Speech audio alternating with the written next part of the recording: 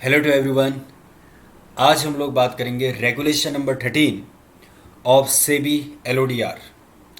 Regulation number 13 talks about grievance redressal mechanism.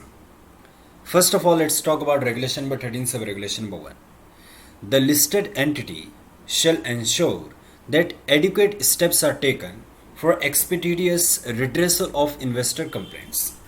तो जो भी हमारे इन्वेस्टर्स हैं, शेयर होल्डर्स हैं, उनकी जो भी कंप्लेंट आएगी उसको रिड्रेस करने के लिए हर एक लिस्टेड एंटिटी के अंदर क्या होना चाहिए? एक रोबस्ट सिस्टम होना चाहिए। Regulation number 13 sub regulation number 2। The listed entity shall ensure that it is registered on the SCORES platform. आपको मालूम होना चाहिए सेबी का स्कोर्स प्लेटफॉर्म होता है। जैसे देखते हैं हम लोग, सेबी का एक स्कोर प्लेटफॉर्म होता है। उस स्कोर प्लेटफॉर्म के अंदर कंपनीज अपने को क्या करवाती हैं?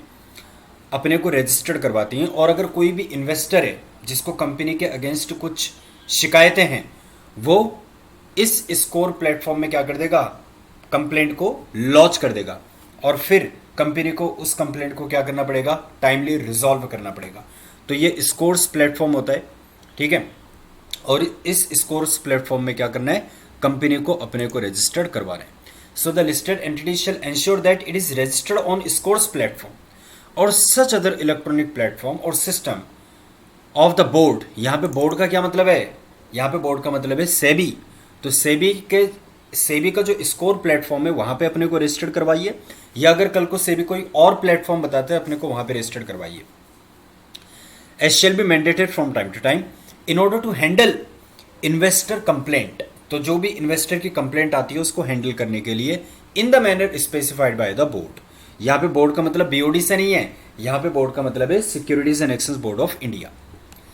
Regulation number 13 sub regulation number 3 says the listed entity shall file with the recognized stock exchange or exchanges on a quarterly basis।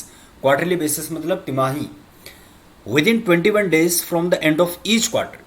तो क्वार्टर एंड होने के 21 डेज के अंदर अंदर आप एक स्टेटमेंट फाइल करेंगे स्टॉक एक्सचेंजेस को। Statement giving the number of investor complaints pending at the beginning of the quarter, those received during the quarter, disposed of during the quarter and those remaining unresolved at the end of the quarter. तो जैसे मान लीजिए अप्रैल मई जून quarter की report हमें कब तक जमा करनी पड़ेगी? जुलाई कब तक? 21 जुलाई तक, क्योंकि क्या लिखा है? With in 21 days from the end of each quarter, है ना। तो जून की जुलाई तक। इसी प्रकार से सितंबर की अक्टूबर 21 तक, है ना। तो ऐसे आप क्वार्टर के अकॉर्डिंग 21 डेज के अंदर अंदर अपनी इन स्टेटमेंट को फाइल करेंगे। अब स्टेटमेंट में आपको क्या बताना है? Number of investors complaints pending at the beginning of the quarter.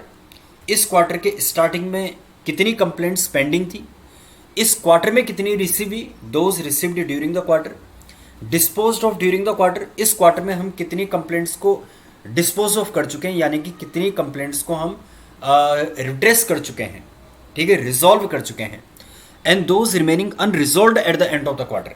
और इस क्वार्टर के एंड में कितनी कंप्लेंट्स हैं जो अभी भी बाकी हैं रिजॉल्व होनी, ठीक है। तो ये स्टेटमेंट हमें किसको जमा करनी पड़ती है? स्टॉक एक्सचेंजेस को। तो देखते हैं किसी कंपनी की, देखें, आइए देखते हैं।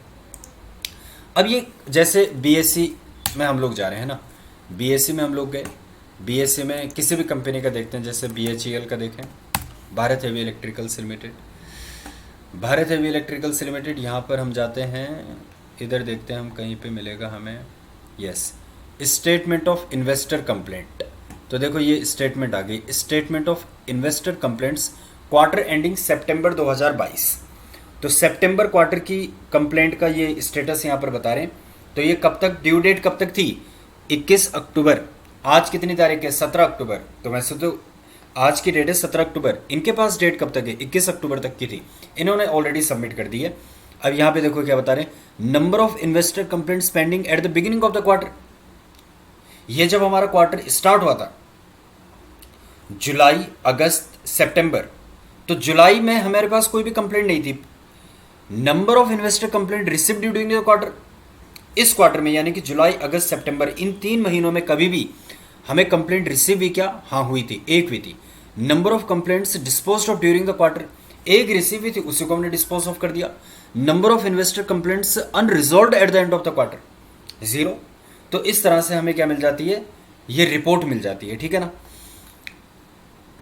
उसके बाद कहता है the statement as specified, regulation number 13 sub regulation number 4 कहता है the statement as specified in sub regulation number 3। ये जो स्टेटमेंट है कौन सी, यही वाली स्टेटमेंट यार, ये स्टेटमेंट है ना, यही तो सब रेगुलेशन नंबर 3 के अकॉर्डिंग ये स्टेटमेंट यहाँ पे बीएससी में इन्होंने फाइल करी। The statement specified in sub regulation number 3 shall be placed on quarterly basis before the board of directors of the listed entity। तो क्वार्टरली बेसिस पे आपको बोर्ड ऑफ डायरेक्टर्स के समक्ष रखना पड़ेगा। नाउ आप स्टेटमेंट रखेंगे उनके आगे, बीओडी के आगे, है ना।